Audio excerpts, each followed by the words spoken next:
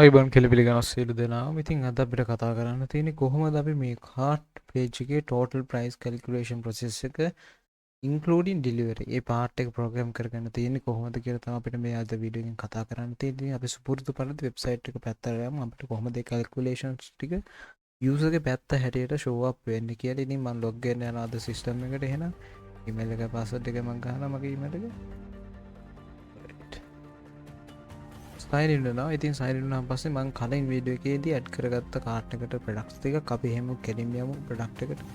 හරි. දැන් ඉන්නේ මම කාට් සෙක්ෂන් කාට් පේජ් එකේ. ඔයගලන්ට පැහැදිලිව පේනවා ඇති මෙතන ප්‍රයිස් එක තියෙනවා. ක්වොන්ටිටි එක තියෙනවා. ආයි ඊළඟ ප්‍රොඩක්ට් එකේ ප්‍රයිස් එක තියෙනවා. ක්වොන්ටිටි එක තියෙනවා. මම මේ ක්වොන්ටිටි එක වැඩි කරනවා.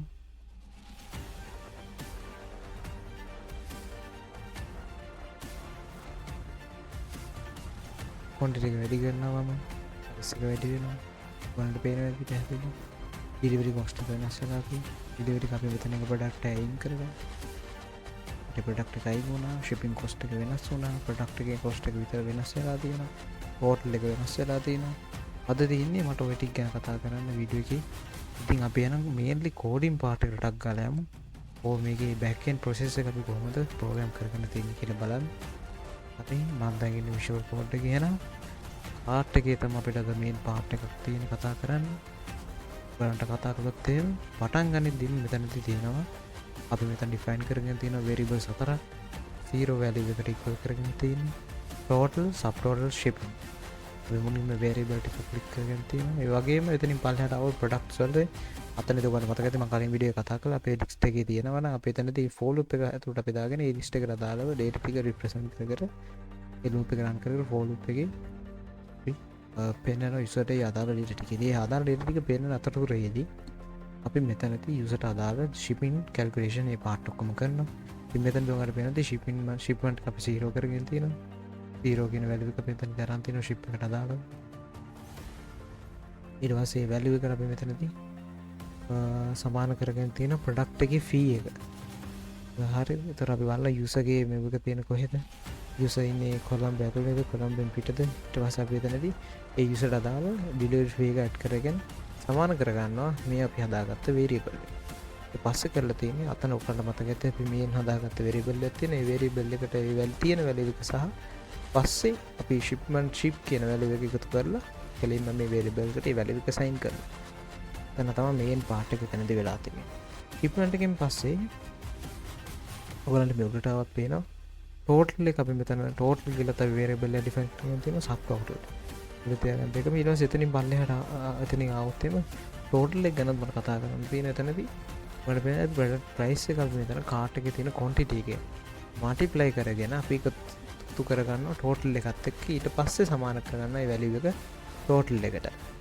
එතකොට total කියන එකේදී එතනදී ඔයගන්ට මේ loop එකදී ඔයගන්ට තේරෙන්න ඕනේ total එකට අපි කලින් value එකක් assign කරගත්ත ගමන් හතන තියෙන variable එකට assign වෙනවා.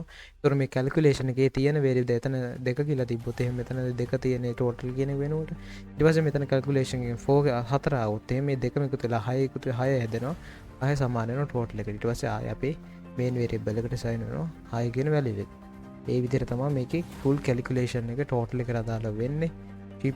shipment එකට අදාළ වෙන හැටි මම කලින් explain කළා. එතනින් ආවොත් එහෙන් පල්ලෙහාට ඔයගොල්ලන්ට මෙතනදි පේනවා. ඒ අදාළ pricing tag ඒ ටික අපි මෙතන ship මේ එක්ක කරලා තියෙනවා delivery fee යන්නේ කොහොමද? ඒ ටික අදාළ එතනින් පල්ලෙහාට ආවොත් එහෙම ඔයගොල්ලන්ට පැහැදිලිව බලා ගන්න පුළුවන්. පල්ලෙහාට ආවොත් මෙතනදී ඔයගොල්ලන්ට බලා ගන්න පුළුවන් අපි ඒතකොට product එක remove වෙද්දී calculation එක වෙනස් වෙන විදිහත් ඔයගොල්ලන්ට පැහැදිලි වෙන්නේ නැති. ඒතකොට for loop එකකින් තමයි අපි එන්නම මේ add වෙන product එකේ value එක අපි හැමතිස්සෙම add කර කර equal කර කර main variable එක සමාන කරගෙන එතනදී process එක වෙන විදිහ. එතනින් එහාට આવුත් එහෙම requested total කියන එකදී අපි මෙතන value එක උඩ present කරලා තියෙනවා. ship එක add කරලා තියෙනවා shipment එක cost එක. ඒතකොට මෙතන ship කියන්නේ මේ product එකට අදාළ shipment cost එක. ඒක add කරලා තියෙන ඊට පස්සේ cart data ඒතර quantity multiply කරන price එකෙන් total price එක එකතු කරලා show up කරලා තියෙනවා requested total කියන්නේ. එතනින් පල්ලෙහාට ආවම පස්සේ තමයි අපිට main summary එකේ අපි කෙලින්ම කරලා තියෙන්නේ කැටගරි නම්බර් සීටි කමෙන්ට් කරලා තියෙනවා. ටෝටල් එක අපි කෙලින්ම පෙන්නලා තියෙනවා සබ් ටෝටල් එකක් හැටියට. ඒක උඩ මතක ඇති. එතනදී ඔයගොල්ලන්ට පෙන්වන්නේ කෙලින්ම ප්‍රයිසින් ටැග් එකේ ටෝටල් එක. ටෝටල් එක තමයි එතන පෙන්වන්නේ. එතනින් පල්ලෙහාට එනවා. පල්ලෙහාට ආවම පස්සේ මෙතන ටෝටල් කියන එකට අදාළව අපි මෙතනදී shipping plus total එකතු කරලා තමයි මෙතන total එක පෙන්වන්න තියෙන්නේ. එතන උඩ මොකලන්ට පේනවා shipping එකත් අපි මෙතනදී එක්කෝ කරගෙන තියෙන්නේ. සාමාන්‍ය variable එක එක්කෝ කරගෙන තියෙන්නේ. ඔය ආකාරයෙන් තමයි price calculation එක cost එක calculation එක delivery pricing calculation එක ගැන අපිට කතා කරන්න තියෙන විදිහට මේක හැදලා තියෙන්නේ. අපි එහෙනම් ඊළඟ වීඩියෝ එකෙන් හම්බෙමු. අදටම සමු ගන්නවා. අද මම හිතනවා මේ ටික අපි ඒ අදාළ content එක කවර් කළා එහෙනම් කළා කියලා. එහෙනම් සියලු දෙනාටම සුබ දවසක්.